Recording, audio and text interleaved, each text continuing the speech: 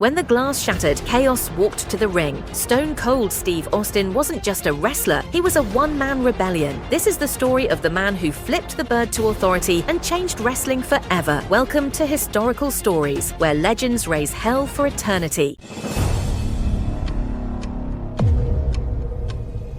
Stone Cold, the rebel who redefined wrestling.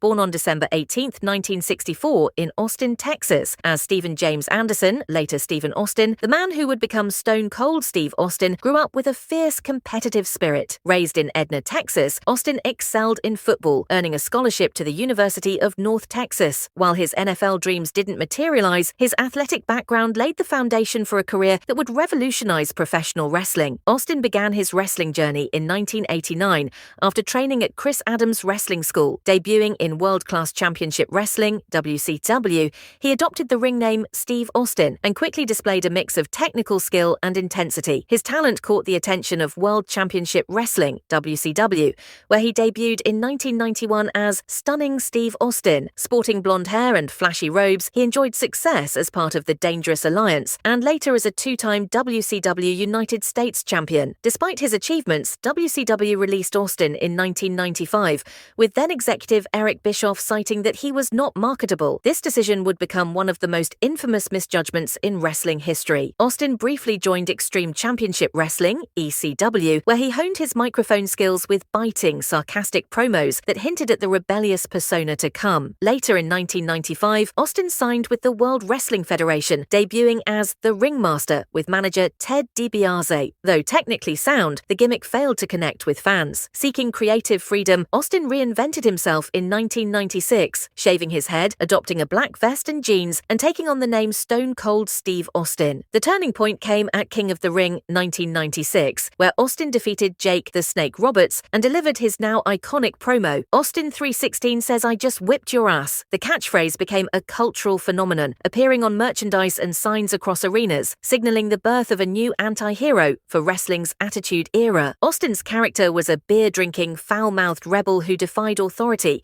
most famously feuding with WWF chairman Vince McMahon. Their rivalry became one of wrestling's most successful storylines, with Austin representing the working-class fans standing up to the tyrannical boss. Segments like Austin driving a beer truck to the ring and soaking McMahon became legendary television moments. In the ring, Austin's style evolved from technical wrestling to a more brawling approach, partly due to injuries. Despite this, he delivered classic matches against The Rock, Triple H, Bret Hart, and The Undertaker. His submission loss to Hart at WrestleMania 13, where he passed out in a pool of blood without tapping, cemented him as a tough-as-nails fan favorite. From 1998 to 2001, Austin was the face of the WWF, helping the company dominate ratings during the Monday Night Wars against WCW. He won the WWF Championship 6 times and headlined multiple WrestleManias. His trilogy of WrestleMania main events against The Rock is considered one of the greatest rivalries in wrestling history. However, Austin's career faced challenges. In 1997, he suffered a severe neck injury after a botched piledriver from Owen Hart, an incident that would ultimately shorten his in-ring career. By 2002, mounting injuries and creative disputes led Austin to briefly walk out of WWE. He returned later that year, but persistent health issues forced him to retire from full-time competition